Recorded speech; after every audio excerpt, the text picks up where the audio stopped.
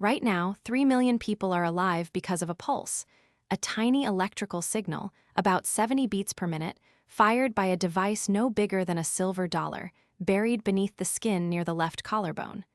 3 million people per year, every year, since the 1960s. That is the scale of what Wilson Greatbatch gave the world. Ask anyone who invented the cardiac pacemaker. Most will say Medtronic. Some will say a surgeon named Lillyhay. A few will mention Greatbatch, and even then, they'll get the story wrong. Here is the story they don't tell you. Wilson Greatbatch was born in Buffalo, New York in 1919. His father was a builder, his mother a woman of fierce practical intelligence, and he grew up in a house where things were made by hand and nothing was wasted. He was the kind of child who took radios apart not to break them, but to understand them, to feel the logic underneath. At 16, he got his amateur radio operator's license. At 17, he was transmitting signals across the Atlantic from his bedroom. This was not a hobby. This was a language he already spoke fluently. The Second World War interrupted everything, as it interrupted everything for his generation. Greatbatch enlisted, served as a radio operator in the Navy, flew missions, survived. He came back to Buffalo in 1945 with a clearness of purpose that combat tends either to destroy or forge absolute. He enrolled at Cornell University under the GI Bill, an electrical engineering student in his late 20s, older than most of his classmates, more patient, more precise. He graduated in 1950 and went to work at the Chronic Disease Research Institute in Buffalo, which is where the trajectory of his life quietly, accidentally, permanently changed. In 1956, Greatbatch was working on a device designed to record fast heart sounds. He was reaching into a box of resistors, small cylindrical components, color-coded, easily confused, and he pulled out the wrong one. He needed a 10,000-ohm resistor. He grabbed a 1 megaohm resistor instead. He wired it into the circuit anyway, flipped the switch, and the device produced a rhythmic electrical pulse. Not noise, not malfunction. A pulse, clean, regular, repeating every roughly 1.1 seconds. He sat with that for a moment. He knew what a heartbeat felt like through a stethoscope.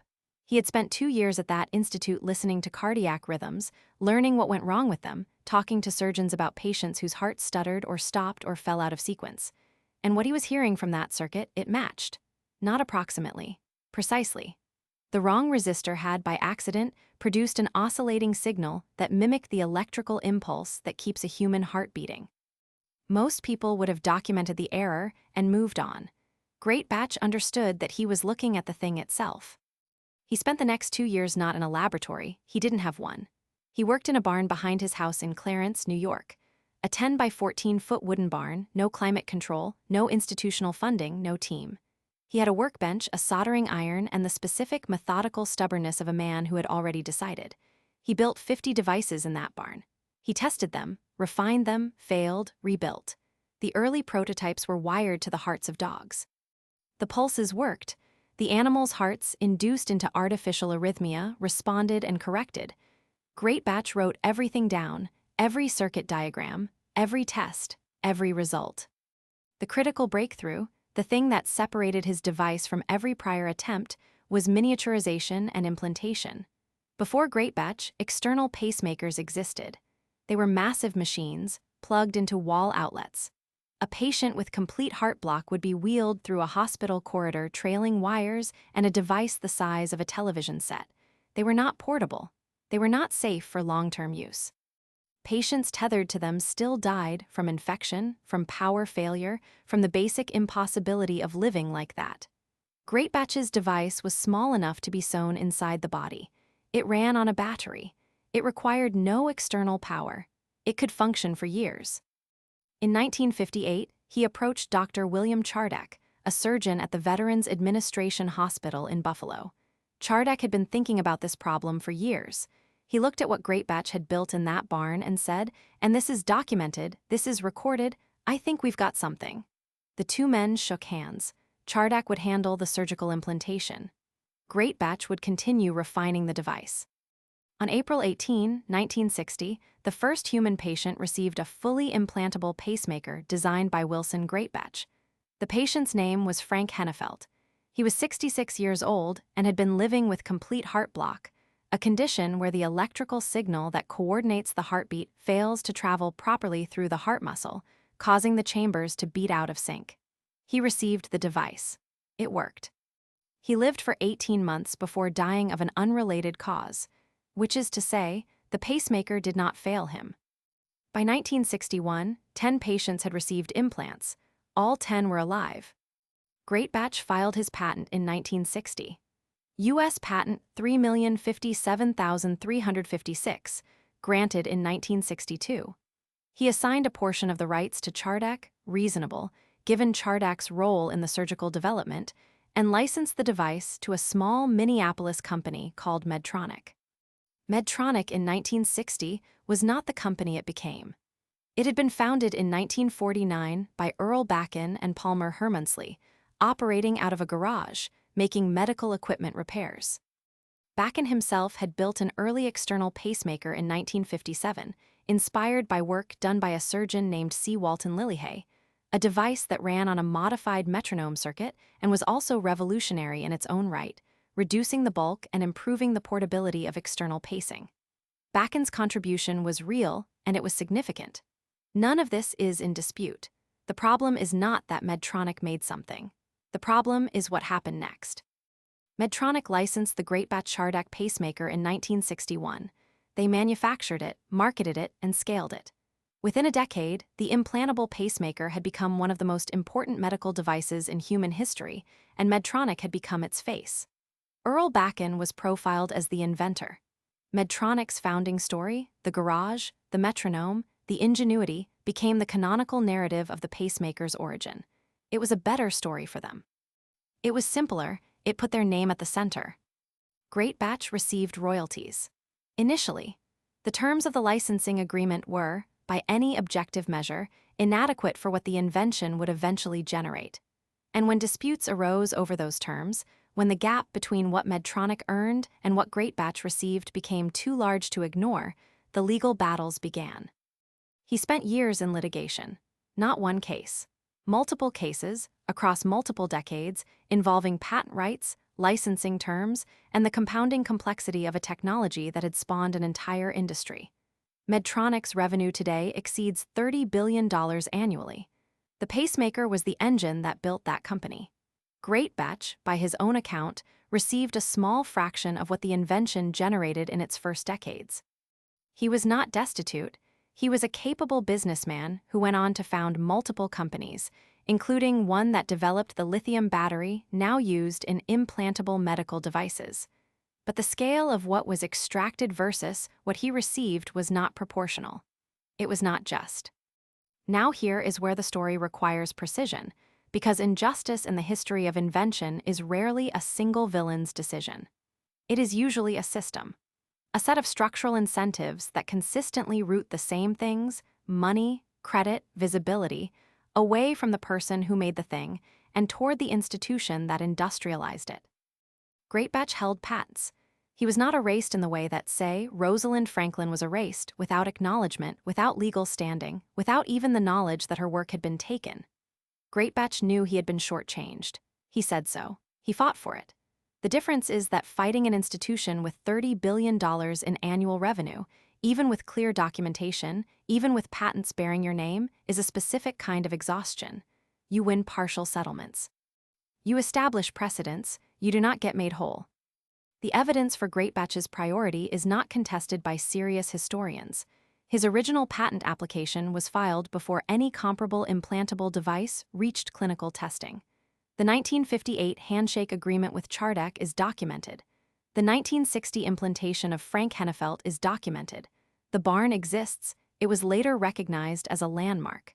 The 50 prototypes he built there were real. The circuit diagrams are archived. There is no credible dispute about who designed the first fully implantable cardiac pacemaker. The dispute was always about money and credit, not about fact. There is also a figure who comes before Greatbatch in the longer history of cardiac pacing, a Canadian electrical engineer named John Hopps. In 1950, Hopps built the first pacemaker ever constructed. It was external, it was large, it required a catheter inserted into the heart, and it was unsuitable for long-term use. but it proved that a failing heart could be made to beat again with applied electrical current.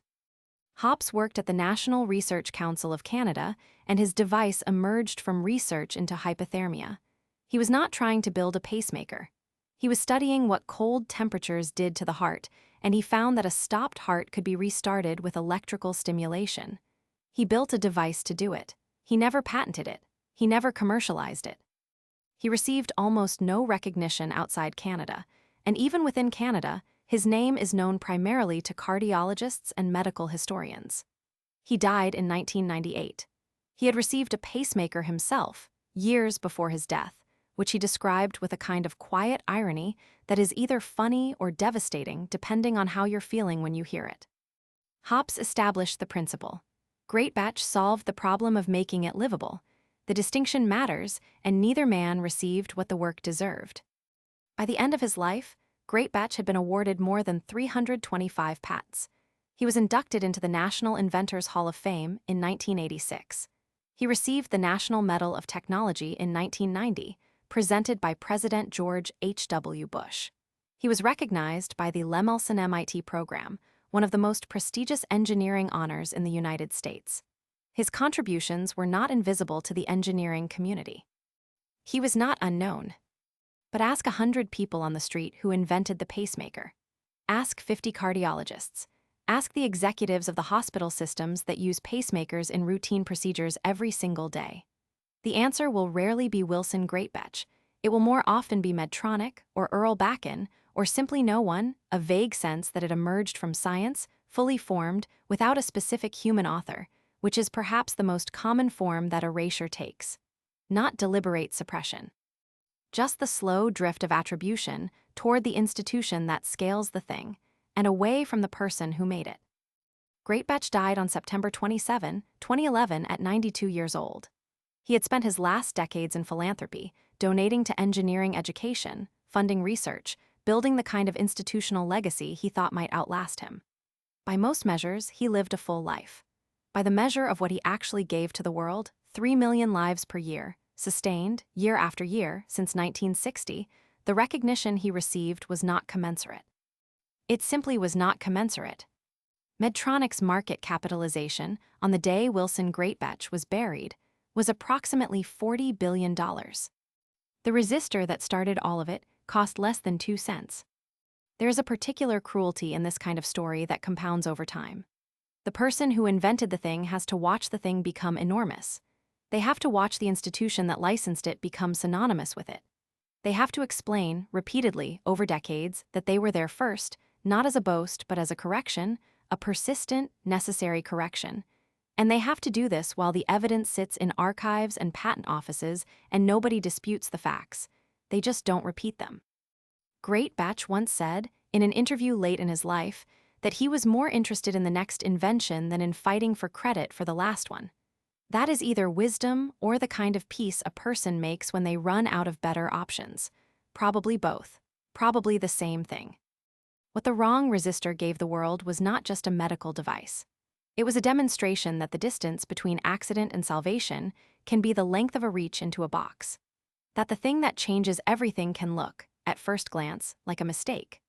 That the person who recognizes that, who has the knowledge and the patience and the absolute refusal to dismiss what they're seeing, deserves to be remembered precisely and fully and not in the footnote of someone else's founding myth. Wilson Greatbatch grabbed the wrong resistor. He built 50 pacemakers in a barn. He gave them to a company that became one of the largest medical device manufacturers in history. He fought for his share of what that was worth. He never fully won. And right now, while you are listening to this, 3 million people are alive because of him. They don't know his name. That is the thing that should stay with you.